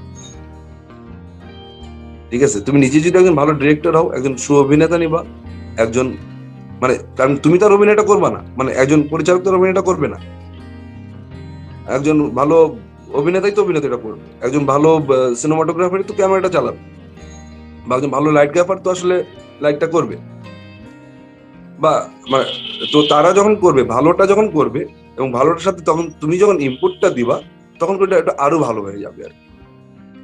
তা আমি মনে করি যে ভালো চিত্রগ্রাহক, ভালো লাইট গ্রাফার, ভালো স্ক্রিপ্ট রাইটার অবশ্যই প্রয়োজন, এটা প্রয়োজন, কিন্তু তাদেরকে মিস ইউজ করা প্রয়োজন না। যারা মিস ইউজ করে সেটা আসলে ভিন্ন। মানে একটা ভালো চিত্রগ্রাহককে কেউ মিস ইউজ করে তাকে দিয়ে বানিয়ে নিয়ে সে একটা নাটক চালিয়ে দিল, সেটা তো আসলে একদম ভিন্ন থিঙ্ক, আসলে এটার সাথে এটা মেলে না। কিন্তু ভালো জিনিসটা খুব দরকার, হ্যাঁ, কারণ ভালো জিনিসটা হলে ভালো আউটপুটটা আসবে আসলে। ভিজুয়াল মাধ্যমে এখন একটা জিনিস খুব দেখা যাচ্ছে ইদানিং, সেটা হচ্ছে যে তোমার ওটিটি। এই ওটিটিতে আমরা গল্পের বিভিন্নতা দেখতে পাই, বিচ্ছিন্নতা দেখতে পাই, অনেকভাবে গল্প প্রকাশের চেষ্টা দেখতে পাই, অনেক রকম নতুন মানুষের সন্নিবেশ আমরা দেখতে পাচ্ছি। এই ওটিটি কে তুমি কিভাবে দেখো? তোমার চোখে ওটিটি বিষয়টা কেমন? ওটিটি, আমি তোমাকে তখন বলছিলাম যে আসলে নতুন ধারা আমাদের সাথে যোগ হয়েছে। মানে আমি বললাম না, জীবনযাত্রার মান তো আসলে মানে এখন ইন্টারনেট সবার হাতে হাতে। মানে একটা সময় ওই যে রেডিও টেলিভিশন কিন্তু এখন তোমার একটা হাতের মধ্যেই চলে এসছে। ঠিক আছে, ওটা আমরা আলাদা আলাদা করে দেখতাম, তো আলাদা আলাদা করে একটা আলাদা আগ্রহ ছিল আসলে, ঠিক আছে, এবং সেটা চ্যালেঞ্জটা অন্যরকম ছিল। তো এখন তোমার টেলিভিশনের পাশাপাশি ওটিটি চলে আসছে, ওভার দ্য টপ। তো অনলাইন মানুষ কিন্তু, এই যে তুমি আর আমি কিন্তু একটা ইন্টারভিউ করছি অনলাইন, ঠিক আছে, তো মানুষের কিন্তু জীবনযাত্রার সাথে সাথে মানুষের সাথে কিন্তু এই ইন্টারনেট বিষয়টা মিশে গেছে। হ্যাঁ, তো এখন তোমাকে এই ভিত্তিক তোমাকে যেতে হচ্ছে, মানে তুমি যদি পিছিয়ে পড়ো তুমি তো আসলে এটার সাথে যেতে পারবে না। তো এটা আমি মনে করি একটা বড় চ্যালেঞ্জ আমাদের জন্য এবং বড় সুযোগ আমাদের জন্য, দুইটাই। হ্যাঁ, এটাকে কারণ হচ্ছে যে ওটিটি বলতে গেলে কি, ওটিটির বাজেটটা আমাদের আমাদের বাজেটের প্রসঙ্গে চলে আসি একটু আমি। হ্যাঁ, যে অন্য যে টেলিভিশন বা আমরা আমাদের টেলিভিশন প্র্যাকটিস করে অভ্যাস আমাদের, ঠিক আছে, তো ওই প্র্যাকটিসে আমাদের যে বাজেটে আমরা ছিলাম সেই বাজেট থেকে কিন্তু আসলে আমরা সরে এসে যখন ওটিটিতে আমরা একটা কাজ করি তখন কিন্তু এটা একটু একটু বিশাল বাজেটে চলে যায় আর তখন আমরা আমাদের বা অভিনেতারা বা একটু সময় নিয়ে, যে কোনো কাজই যদি একটু সময় নিয়ে করো, সময় নিয়ে করতে গেলে সেটার জন্য পয়সা খরচ হয় এবং সময় নিয়ে কাজ করলে সে কাজটা ভালো হয়, ঠিক আছে। তো ওটিটি সেই সুযোগটা দিচ্ছে তোমাকে, এবং আমি মনে করি ওটিটি একটি বিশাল দ্বার খুলে দিচ্ছে, যেটাতে সঠিক প্র্যাকটিস যদি হয় তাহলে সেটা আসলে আমাদের জন্য খুবই শুভকামনার একটা বিষয় আসলে। নাটক নির্মাণ করতে গিয়ে অনেকে চলচ্চিত্রের একটা ছাপ রাখতে চায়, বা অনেকেই বলতে দেখা যায় যে আমি হাত পাকাচ্ছি। তো নাটকের ফ্রেমিং বা অনেক দেখা গেল যে 2 দিন 3 দিনে নির্মাণ হচ্ছে, কিন্তু তার ফ্রেম, তার গল্প বলার ধরন, ভঙ্গি, ব্যাকগ্রাউন্ড সবকিছু মিলে না বেশ একটা ফিল্মিক অ্যাপ্রোচ থাকে। তো এইটাকে তুমি কিভাবে দেখো, যে এটা কি মনে হয় যে চলচ্চিত্রের ক্ষতি হচ্ছে কিনা, বা মানে এই যে হাত পাকানো বা চলচ্চিত্রের যে একটা ছাপ রাখা, যে কিছু করে আমি পরে চলচ্চিত্র দেবো, এটার সাথে মানে এই ব্যাপারটাকে তুমি কিভাবে দেখো, নির্মাতারা যেটা করে?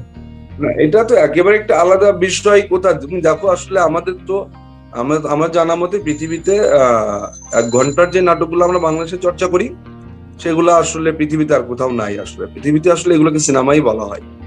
হ্যাঁ, যেটা হচ্ছে ডেইলি সোপ ধারাবাহিক, সেটা আসলে টেলিভিশনের জন্য আর কি। তো আমরা তো হাত পাকানো বলো যাই বলো, আমাদের প্র্যাকটিসটা আসলে প্রথম থেকে সিনেমারই প্র্যাকটিস হচ্ছে, মানে আমাদের দেশে, আমি আমাদের দেশের কথা বলছি আর কি। মানে বলতে যাচ্ছ ঠিক যে আছে, অলিখিত ভাবে হলেও সিনেমারই প্র্যাকটিস হচ্ছে, বা সিনেমার মানে হ্যাঁ, তুমি সিনেমার প্র্যাকটিস হচ্ছে মিন্স আমি বলতে চাচ্ছি তুমি আসলে কিভাবে তৈরি করছো ফ্রেমিং ওইটা আমি হতে পারে চলচ্চিত্রের একটা ভাষা আছে, চলচ্চিত্রের একটা ফ্রেমিং আছে। আহ আমার কাছে এটা মনে হয় না, আমার মনে হয় চলচ্চিত্রের একটা গল্প আছে, মানে গল্পটা যদি স্ট্রং থাকে তাহলে আসলে ফ্রেমিং কোনো বিষয় না আসলে। হ্যাঁ, সুন্দর ফ্রেমিং, দারুণ ভিজুয়াল, সেটা আসলে চোখের আরাম লাগা দেখা বা সেই ফ্রেমের সাথে আসলে ম্যাচ করা, এটা তো গল্পেরই একটা অংশ, ঠিক আছে। একটা সঠিক গল্প, তুমি একটা সুন্দর গল্প করলা না, তুমি একটা সুন্দর গল্প করলা না, কিন্তু তোমার অনেক সুন্দর ফ্রেম, অনেক সুন্দর কালার, অনেক সুন্দর সাউন্ড, মানুষ কি দেখবে গল্পটা? বা একবার দেখার পরে তোমার কি মনে হবে না ওরা কি বানালো, শুধু সুন্দর সুন্দর শট ধরে রাখলো? তো সেটা যদি সেটা কখন পরিপূর্ণ হয়ে ওঠে, একটি সুন্দর কস্টিউম, মানে ভালো ঠিকঠাক কস্টিউম, একটি সুন্দর ফ্রেম, একটি সুন্দর আর্ট ডিরেকশন, কখন আসলে খুবই দেখতে ভালো লাগবে? যখন সুন্দর গল্পটা থাকে, তাই না? তো প্র্যাকটিসটা কোথায়? প্র্যাকটিসটা হচ্ছে আমরা টেলিভিশনের প্র্যাকটিসটা করে যাচ্ছি 1 ঘন্টার প্র্যাকটিস, এবং টেলিভিশন বক্সের জন্য আমাদের একটা প্র্যাকটিসে এক ধরনের ফ্রেমিং করে আসলে আমরা গল্পটা করেছি। হ্যাঁ, এখন ওটিটির জন্য কি তুমি ওটিটির স্ক্রিন তো আরো ছোট, ওটিটি তো আসলে মানে সিনেমার মতো আমরা বলি তো এটা একটা ফিল্ম, লাইক দ্যাট ফিল্ম, ঠিক আছে, যে এইটা তো এই ফিল্মটা আমরা ওটিটিতে আমরা ফিল্ম বানাইলাম আমরা একটা, এবং ওইটাকে আমরা বেশি বাজেট দিচ্ছি, ওইটার আমরা সিনেমাটোগ্রাফি অন্যরকম করছি, আর্ট ডিরেকশন অন্যরকম করছি, সিনেমার মতো হিউজ করছি, ঠিক আছে, যেটা বড় পর্দায় আমরা দেখি আর কি। তো ওটিটির স্ক্রিন আরো ছোট তোমার হাতে, টেলিভিশনের থেকেও ছোট, মানে হাত পাকানোর কিছু নাই আসলে। হাত পাকানোর বিষয় হলো তুমি কাজ করতে থাকলে তোমার হাত পাকবেই, ঠিক আছে, তুমি অনেকদিন ধরে কাজ করতে থাকলে তোমার হাত পাকবেই। আর কোনটা সিনেমার মতো হচ্ছে, কোনটা টেলিভিশনের মতো হচ্ছে, এটা আসলে পার্থক্য করা আমার কাছে মুশকিল। আমার কাছে মনে হচ্ছে ফিকশনের প্র্যাকটিসটা আসলে আমরা প্রথম থেকে সিনেমার মানে আমাদের বাংলাদেশে আসলে আমরা সিনেমার মতোই করে যাচ্ছি। হ্যাঁ, টেলিভিশনে যেহেতু 1 ঘন্টার নাটক আমরা বানাই, মানে 10 মিনিটের ফিল্মও ফিল্ম, 1 ঘন্টার ফিল্মও ফিল্ম, ধারাবাহিক নাটকটা আলাদা একটা বিষয় আছে। হ্যাঁ, মানে তো আমাদের ওই চলচ্চিত্রের প্র্যাকটিসটা হচ্ছে। হ্যাঁ, মানে চলচ্চিত্রের আর বৃহত্তর। হ্যাঁ হ্যাঁ, বলো প্লিজ। না, এটা তুমি যেটা বলছিলা চলচ্চিত্রের কোনো ক্ষতি হচ্ছে কিনা, হুম। মানে এটা না অনেক ম্যাসিভ আকারে এই ধরনের জনরা নিয়ে কথা বলা দরকার। ঠিক আছে, চলচ্চিত্রের ক্ষতি প্র্যাকটিসের কারণে, এই ধরনের প্র্যাকটিসের কারণে কি খুব হচ্ছে, নাকি আরো অন্য অন্য কারণে, বাংলাদেশের চলচ্চিত্রের কথা বলছি আমি, ঠিক আছে, নাকি আরো আরো অনেক কারণ আছে যার জন্য চলচ্চিত্রের ক্ষতি হতে পারে। হ্যাঁ, মানে আমি কোন ধরনের প্র্যাকটিস করছি, সিনেমা কি একই রকম শট, মানে সিনেমার শট কি কোনো আলাদা করা যায় যে এইটা সিনেমাটিক শট, আমরা বলি এই সিনেমাটিক শট, মানে একটা একটা যদি ওয়াইড শট ধরলাম বা অমুক একটু বড় শট ধরলাম, দেখতে একটু সিনেমাটিক লাগলো আর কি। ঠিক আছে, সিনেমাটিকটা আসলে কি, যে আমি বড় শট ধরলে বা একটু অন্যরকম করে ধরলে সিনেমাটিক শট হয়ে গেল? আসলে আমি বললাম যে কন্টেন্টটা ঠিকঠাক বানালে, আমরা হুমায়ুন আহমেদ স্যারের গল্প দেখেছি সিনেমায়, শ্রাবণ মেঘের দিন আমরা দেখেছি, হিট প্রোডাকশন, মানুষের ভালো লেগেছে। কেন ভালো লেগেছে? মানে নির্মাণে কি অনেক, মানে শর্টে কি অনেক রকম ক্যারিকাচার ছিল, গল্পটা তো সুন্দর ছিল। তো আমার কাছে মনে হচ্ছে যে আসলে এগুলো খুব প্রভাব পড়ে না, গল্পটা খুব ইম্পর্টেন্ট। হ্যাঁ, মেকিংটা আসলে নিজের কাছে, যে আসলে কিভাবে আমি সিঙ্ক আপ করে মেকটা করব, এবং আমার প্রত্যেকটা শর্ট আসলে কেমন হবে সেটা আসলে নির্ভর করে আসলে আমার গল্পের উপর, আমার গল্প কেমন যাচ্ছে। ঠিক আছে, এই যে আমার কাছে মনে হচ্ছে না সিনেমায় কোনো প্রভাব পড়ে আসলে। ঠিক আছে, আর হাত পাকানো কিছু নাই, তুমি করতে করতেই আসলে হাত পেকে যাবে, এই মানে কিন্তু ধারণাটা ভুল যে আমি হাত পাকাচ্ছি আমি এরপরে সিনেমা বানাবো। আমার কাছে মনে হয় এই ধারণাটা ভুল, আসলে আসলে কাজটা করে যাওয়া ঠিক। হ্যাঁ, মানে এই হয় না একটা মিথের মতো যে আমি হাত পাকাচ্ছি এরপরে আমি বড় পর্দায় করবো, বড় পর্দায় আবার কেমন করবো ভাই? মানে সিনেমাটাই তো বানাবো আমি, গল্পটা ঠিকঠাক থাকলে তো আসলে হয়েই যাবে। আমি বুঝাতে পেরেছি নাকি? হ্যাঁ, মানে যে স্বল্প পরিসরে যে এই যে গল্পটা বলে ফেলা, যেটা বললে যে সারা ওয়ার্ল্ডে আসলেই কোথাও কিন্তু এই প্র্যাকটিসটা নেই, যেটাকে আমাদের দেশে নাটক বলছে, 1 ঘন্টার নাটক বলছে, সারা ওয়ার্ল্ডে কোথাও এই ধরনের নেই। হয়তো এটাকে শর্ট ফিল্ম বলে ওরা, অথবা দেখা গেল যে ফিল্ম আকারেই আমরা যদি ইউটিউবে পাই তো এটা ফিল্ম আকারেই পাই, ওরা ফিল্ম বলে। মানে চলচ্চিত্রে তো অনেকগুলো ভাগ করা ভাগ আছে, আছে। আসলে এক হ্যাঁ। একজনের এক এক রকম মতবাদ আছে। হুম। কেউ বলে যে চলচ্চিত্র মানে চলচ্চিত্র, এর কোনো ভাগ নেই, 5 মিনিটের ছবিও ছবি, হ্যাঁ 2 ঘন্টার ছবিও ছবি, হুম। হ্যাঁ, হুম। তো আবার 40 মিনিটের ছবিও ছবি। আবার কেউ আর্ট ফিল্ম বলে, কেউ শর্ট ফিল্ম বলছে, সে বলছে, আবার অনেকে বলছে না সবই ছবি, কোনো আর্ট আলাদা নেই। হ্যাঁ, তো আবার অনেকে বাণিজ্যিক ছবি বলছে। এটা আসলে নির্ভর করছে বলার উপরে, বিজনেসের উপরে, করার উপরে। ঠিক আছে, এক একজনের কিন্তু এক এক ধরনের মতবাদ আছে আর কি, যারা বড়দের কথা বলছে আর কি। হ্যাঁ, তো সেটা একেবারেই আলাদা হিসাব।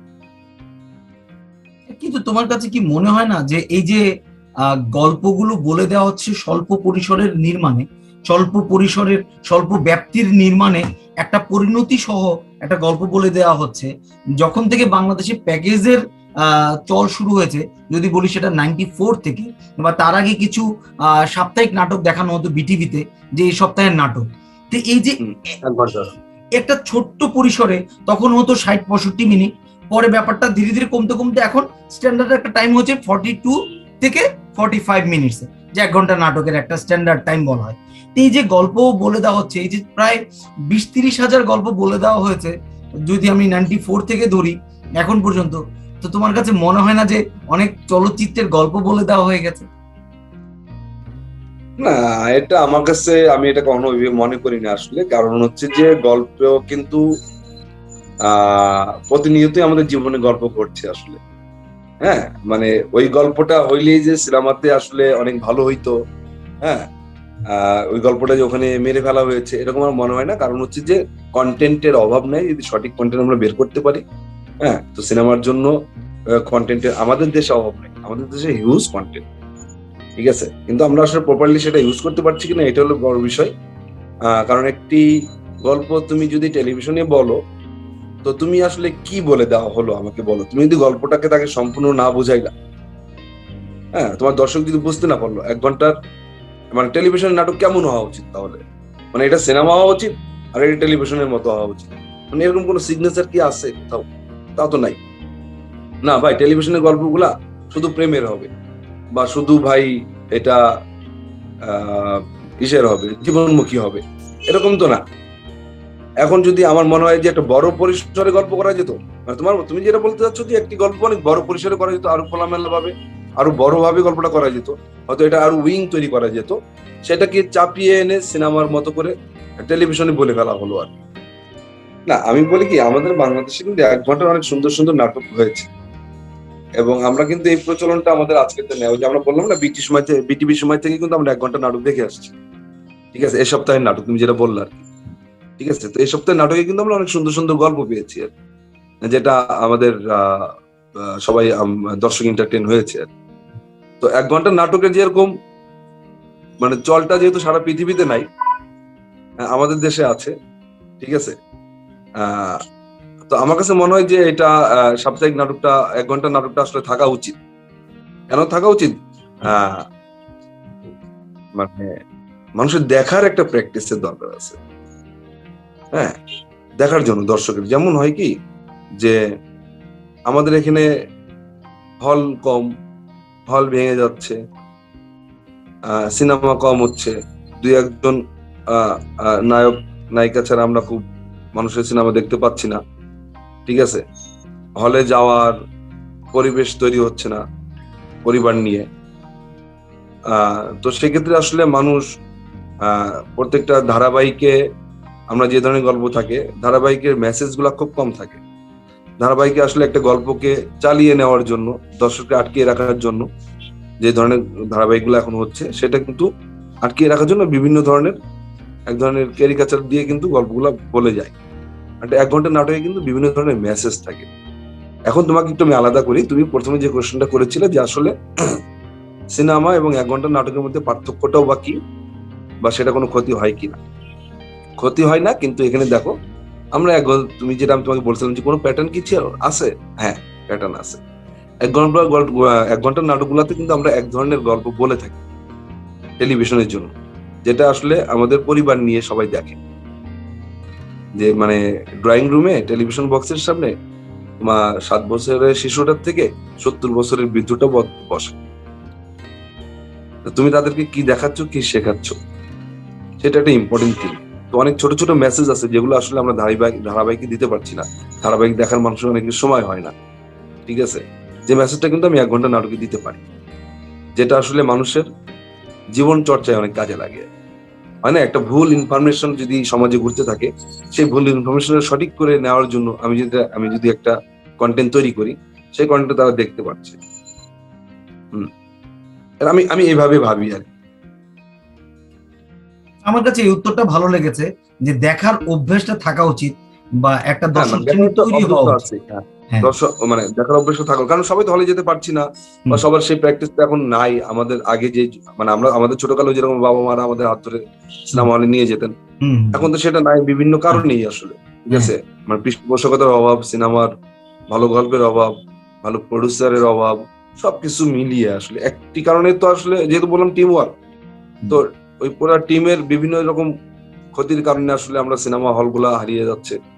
হ্যাঁ, আর এগুলা নিয়ে আলোচনা আসলে আলাদা জায়গা আছে, মানে এত অল্প সময়ে বলা সম্ভব না, সম্ভব না আসলে। আচ্ছা, তোমার কাছ থেকে একটা জিনিস জেনে নি, একটু আগে তুমি বলছিলে, সেটা হচ্ছে যে আর্ট ফিল্ম আর আমাদের এখানে আরেকটা প্র্যাকটিস আছে যে কমার্শিয়াল ফিল্ম, এগুলো বলা হয়, এটা দর্শকরা নিজেদের মতো করে, কিছু নির্মাতারা বা কিছু বোদ্ধা মহল নিজেদের মতো করে একটু আলাদা করেছে। তো তোমার কাছে আর্ট ফিল্ম আর কমার্শিয়াল ফিল্মের সংজ্ঞাটা কেমন, বা এটাকে তুমি কিভাবে বিভাজন করো, নাকি না তোমার কাছে একই মনে হয় ব্যাপারটা? না না, মানে একই মনে হয় কি, মানে তুমি একলা প্র্যাকটিস করলে তো হবে না, একটা বড় প্র্যাকটিসের মাধ্যমে কিন্তু এগুলো গেছে, আর্ট ফিল্ম, বাণিজ্যিক ফিল্ম, শর্ট ফিল্ম।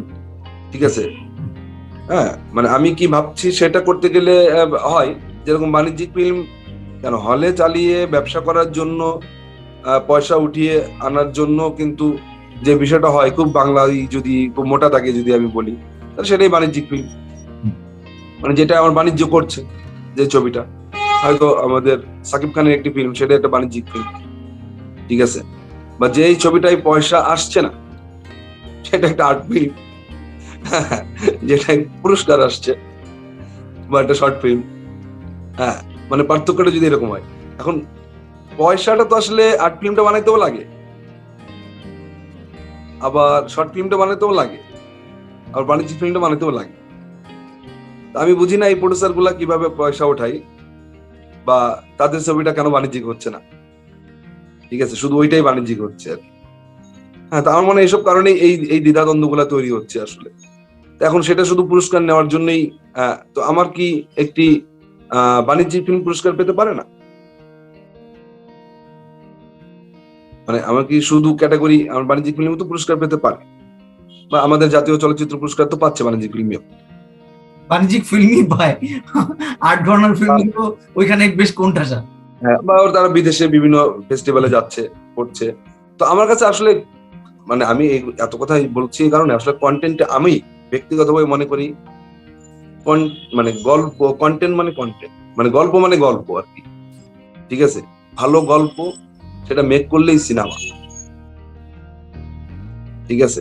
এখন বিজনেসের ক্ষেত্রে বিভিন্ন ধরনের বিভাজন তৈরি হইতেই পারে, ঠিক আছে। আমি বা ওয়েব সিরিজ করছি ইসের জন্য, ওটা ভালোও করতে চাচ্ছি, আবার ওটা বিজনেসও করছি। হ্যাঁ, কিন্তু আসলে আমি প্রত্যেকটা জিনিসকেই সিনেমা মনে করছি। আসলে আমার কাছে মনে হয় একটা গল্প বলবো, সেটা একটা সিনেমা, সেটা একটা ছবি, আমি একটা ছবি তৈরি করছি। হ্যাঁ, তো সেক্ষেত্রে আসলে আমার কাছে এইভাবে আমি কোনো কিছুকে আলাদাভাবে দেখি না। আর যেটা যদি একটা আর্ট ফিল্ম, যেটাকে বলা হচ্ছে, সেটা যদি বিজনেস করে, তো সেটাও আমার কাছে বাণিজ্যিক ফিল্ম। হ্যাঁ, মানে পয়সা যদি তুলে নিয়ে আসতে পারে এবং সে যদি সেটাতে লাভ করে, তাহলে সেটা বাণিজ্য হচ্ছে।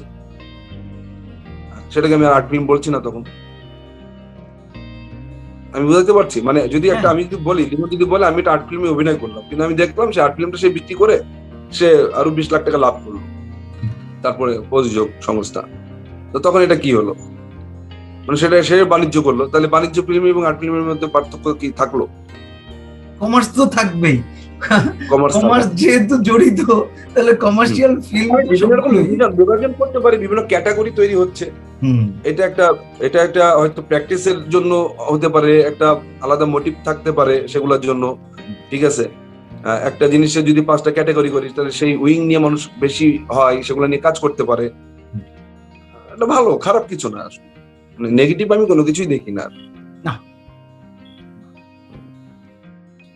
এবার তোমার কাছ থেকে খুব গুরুত্বপূর্ণ একটা জিনিস জানবার আছে, এটা আমার মনে হয় এটা এই মুহূর্তে এই অনুষ্ঠানটা যারা দেখছে তাদেরও জানবার আছে। সেটা হচ্ছে যে এই নতুন ছেলেমেয়েরা যারা আসছে, তোমার তো দীর্ঘদিনের পথ চলা এই মিডিয়াতে, অনেক দিন হয়ে গেছে, তুমি একদম কাছ থেকে, পেছন থেকে, সামনে থেকে এই মিডিয়াটাকে দেখছো। নতুন যারা আসতে চাইছে তাদের জন্য তোমার কোনো সৎ পরামর্শ আছে কিনা? আর সেকেন্ড আরেকটা বিষয়, বিভিন্ন মাধ্যম থেকে নতুন ছেলেমেয়েরা আসছে, যেমন হতে পারে সেটা টিকটক, ভিগো, লাইক, অনেক মাধ্যম থেকে আসছে, কিন্তু তাদের টেকাটা দীর্ঘস্থায়ী হচ্ছে না, তারা ঝরে যাচ্ছে। তাদের জন্য তোমার কোনো সৎ পরামর্শ আছে কিনা? দুইটা প্রশ্নের উত্তর তুমি যদি একটু আমাদেরকে একত্র করে বলো। আচ্ছা, প্রথমে বলি হচ্ছে যে যেই মাধ্যম থেকেই আসুক, মানে মাধ্যমগুলো তৈরি হচ্ছে যেরকম টিকটক, লাইকি, ফেসবুক, সবই কিন্তু বিভিন্ন অ্যাপ না। হ্যাঁ, একটা অনলাইন প্ল্যাটফর্ম আর কি। তো যে মাধ্যম থেকে আসুক, আসলে কোন মাধ্যমটা কিভাবে ইউজ হচ্ছে সেটা খুব ইম্পর্টেন্ট। যেরকম ফেসবুক যদি খুবই বাজেভাবে ইউজ হইতো, তাহলে মানুষের কাছে ফেসবুকটাও হয়তো, আমরা যেরকম লাইকি টিকটককে একটু দূরের থেকে দেখতে চাই, আরে লাইকি টিকটকের লোকজন, তো তখন যদি ফেসবুকটাও যদি খুব মিস ইউজ হইতো, তাহলে কিন্তু সেটাও মানুষ বলতে ফেসবুক। তো লাইকি টিকটকটা মনে হয় একটু, আমার মনে হয় যে একটু ওই রকম হয় হয় আর কি, যে একটু ওটা মিস ইউজ হচ্ছে আর কি। হ্যাঁ, ওটা সঠিক আহ, জিনিসটা হচ্ছে না। এবং হ্যাঁ, খুব ছোট্ট কন্টেন্ট তারা তৈরি করে, তো আর ওটার ভিতরে কন্টেন্ট বলারও কিছু নাই আর কি, মানে খুব 30 সেকেন্ডে 40 সেকেন্ডে করে ফেলছে আর কি। তো সে আসলে একটা এক্সপ্রেশন দিয়ে এরকম করে দিয়ে লাইকিতে ছেড়ে দিচ্ছে। তো ওই ওই লোকটা যদি না শিখে আসে তাহলে আসলে সে কিছু করতে পারবে না। মানে আমি বলছি সে লাইকি থেকে আসুক, কিন্তু আসার পরে তাকে শিখতে হবে, বা সে টিকটক থেকে আসুক, আসার পরে তাকে শিখতে হবে আর কি। একটা দীর্ঘ সময় শিখতে না পারলে কিন্তু সে আসলে টিকে থাকবে না, সে জড়েই যাবে। তার মানে শিক্ষাটা খুব জরুরি। তাই আমি বলবো যে আসলে এখানে এই মানে আমরা মিডিয়াতে কেন, মানে যেখানেই কাজ করি সেখানে যদি আমরা সঠিক জিনিসটা শিখি, প্র্যাকটিসের মধ্যে থাকি, তাহলে সে লাইকি, টিকটক, ফেসবুক, অমুক তমুক যেখান থেকে আসুক, সে কিন্তু আসলে ভালো করবে। ঠিক আছে, যদি শিক্ষাটা তার ভিতরে থাকে, শুদ্ধ সংস্কৃতি চর্চাটাও তার জানা দরকার। আরেকটা প্রশ্ন করেছিল হচ্ছে যে নতুনরা আসবে বা তাদের জন্য কি পরামর্শ, যারা আসতে চায়, তাই তো? একদম। পরামর্শ কি, মানে নতুনরা তো আসবেই। নতুন নতুন নতুন আমরা যখন আসছি তখন আমরা নতুন ছিলাম, ঠিক আছে? নতুনরা আসবে, নতুনদের আমরা সবার আগে দরকার হচ্ছে যারা এখানকে সিনিয়র আছে, নতুনদেরকে ওয়েলকাম করা। আমাদের ভিতরে একটা বিষয় নাই যে আসলে আসার জন্য যে পথটা সুগম করে দেওয়া, সেটা আসলে আমরা তৈরি করি না। আমরা শুধু বলতে থাকি নতুনরা এটা শিখে আসো, এটা শিখে আসো, এটা করে আসো, ঠিক আছে? নতুনদের যে রিসিভ করবো সেটাও আসলে খুব ইম্পর্টেন্ট। মানে তার মানে হচ্ছে যারা আমরা এক্সিস্ট করি তাদের নতুনদেরকে রিসিভ করার জন্য সবার আগে মানসিকতা তৈরি করতে হবে। হ্যাঁ, এটা একটা আমার কাছে মনে হয় ইম্পর্টেন্ট থিং। আর সেই ক্ষেত্রে খুবই অ্যাজ ইউজুয়াল যেটা হয় যে আসলে তুমি কাজ করতে চাইলে তোমাকে শিখতে হবে, তোমাকে জানতে হবে। এটা আমি বলি যে ডাক্তারি পড়ার মতোই, যে ওরা এমবিবিএস করে, ওরা এফসিপিএস করে, একটার পর একটা ডিগ্রি নেয়, নতুন নতুন রোগ আসে, নতুন নতুন গবেষণা করে, ঠিক আছে? তো এটাও তাই, শিল্প সাহিত্য তাই, প্রতিদিনই তোমাকে পড়তে হবে, প্রতিদিন তোমাকে জ্ঞান অর্জন করতে হবে, নতুন নতুন টেকনোলজির সাথে তোমাকে মার্চ করতে হবে, ঠিক আছে? এই এবং বুকে মনে প্রাণে একটি ধারণা থাকতে হবে যে আসলে এই আমার দেশকে ভালোবাসলে আমার যে জায়গাটা তৈরি হবে, আমি আসলে কোনো খারাপ কোনো কিছু করতে পারবো না। তো ওই দেশকে ভালোবেসে মাথায় রেখে আসলে আমরা এগুলো করি কেন, মানে সবই তো আমাদের, শুধু আমাদের মনের জন্য প্রাণের জন্য না, দেশের জন্য, দেশের মানুষের জন্য।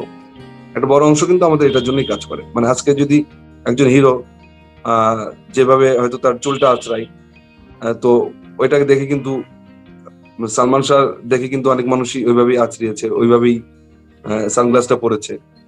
মানে তার একটা গ্রুমিং তৈরি হয় দেখে দেখে, ঠিক আছে? তো এটা বলবো যে ভালোবাসাটা থাকতে হবে দেশের প্রতি, মানুষের প্রতি এবং কাজের প্রতি। এবং কাজের প্রতি তুমি যদি অনেস্ট হও তাহলে আসলে সেই কাজটা তুমি ঠিকঠাক করতে পারবো। এই জন্য আমি বলবো যে নতুনদের সব থেকে এটা বলবো যে কাজটা শেখো এবং সেটার প্রতি সে অনেস্ট হোক।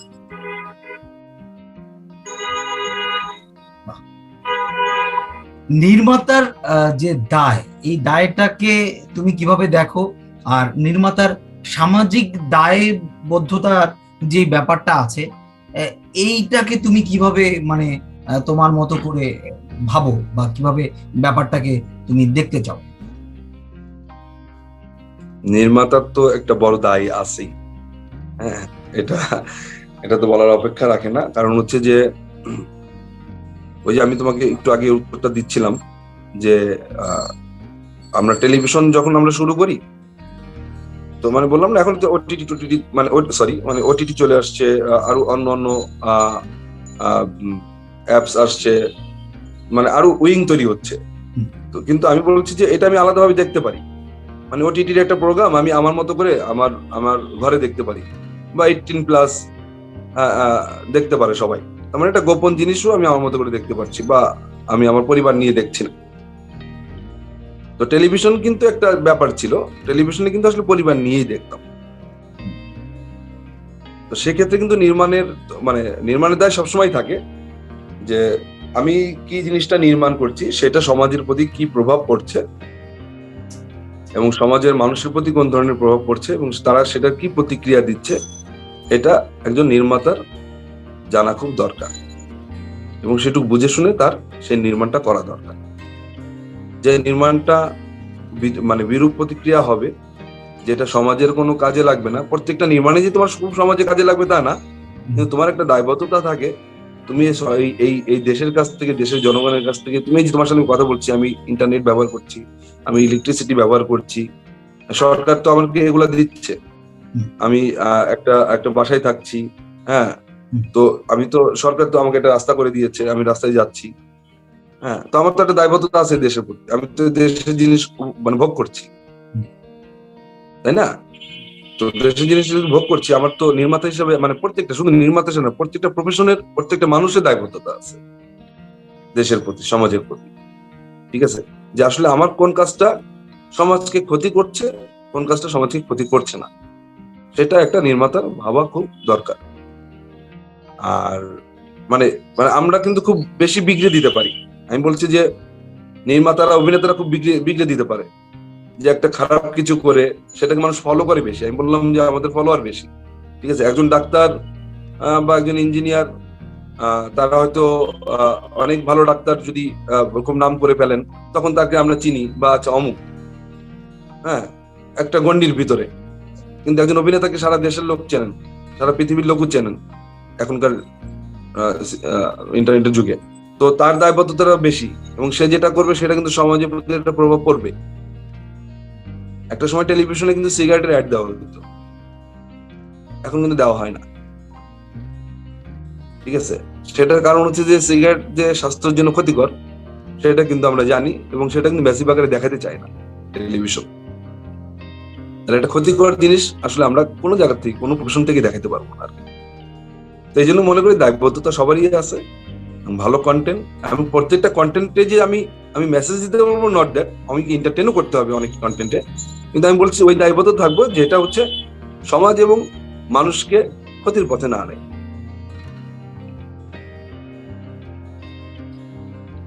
মেহেদী হাসান টিঙ্কুর কাছ থেকে আমরা চলচ্চিত্র কবে পাবো, মানে চলচ্চিত্র নির্মাণের পরিকল্পনা কিরকম? না, ওই যে আমি তো বললাম যে সবই আমার কাছে চলচ্চিত্র, আমি যা করছি সবই চলচ্চিত্র। এখন আর বড় পর্দায় কিভাবে যাবো হ্যাঁ, বড় সেটা পর্দায় বিষয় আর কি। যদি হ্যাঁ, এইভাবে দেখি। আমাদের, আমি বলছি যে এটা, ওইটা হলো ভাবনার জায়গা, কিন্তু আলটিমেট গোল থাকে, প্রত্যেকটা নির্মাতার গোল থাকে যে আসলে আমাদের ছোট পর্দায়, তারপরে বড় পর্দা কাজ করার আর কি। মানে একটা সময় তার মনে হয় যে বড় পর্দায় কাজ করি, এটা প্রত্যেকটা নির্মাতারই গোলটা থাকে। সেই গোলটা আমারও আছে, ইচ্ছা আছে। চলচ্চিত্র যেটা হয় যে সবকিছুই তো আমরা আগে এটা আলোচনা করছিলাম যে সবই তো আসলে চলচ্চিত্র আর কি। ঠিক আছে, এখন বড় পর্দায় আসলে কিভাবে কবে যাব এটা নিয়ে বিষয় আর কি। হ্যাঁ, মানে আমি ভাবছি সেটা হচ্ছে আসলে ভালো গল্প যদি ঠিকঠাক মতো পেয়ে যাই, অনেকদিন ধরেই গল্প করছি, এবং ঠিকঠাক যদি ভালো গল্পটা পাই, মনের মতো হয়, তাহলে আসলে শুরু করবো আর কি। সেটা যে খুব তাড়াতাড়ি হবে এরকম না, আরো মানে বছরখানেক সময় নিবো আর কি।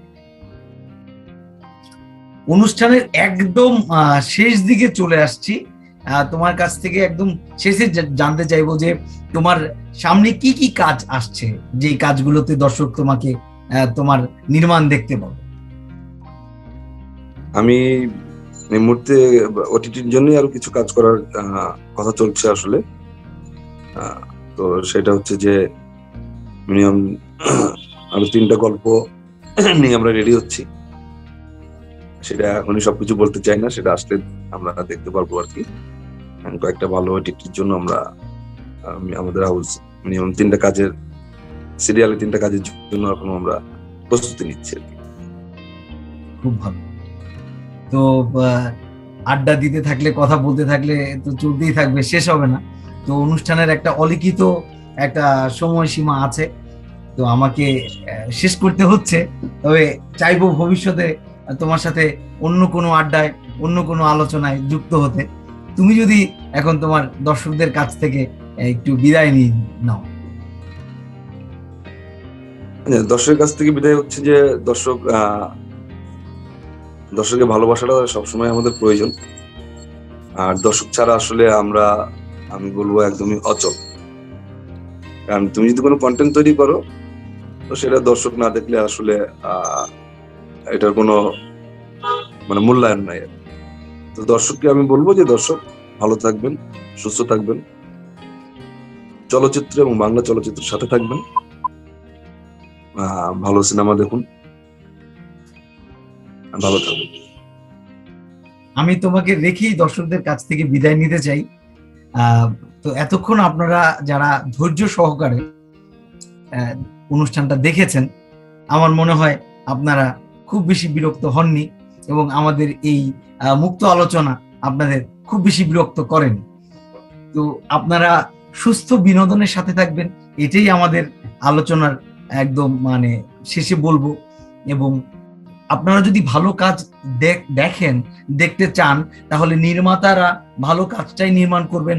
আমরা যারা বিনোদন কর্মী আছি, আমরা যারা অভিনেতা আছি, আমরা ভালো কাজের সাথেই যুক্ত হব। চাইলেও আমরা খারাপ কাজটা করতে পারবো না।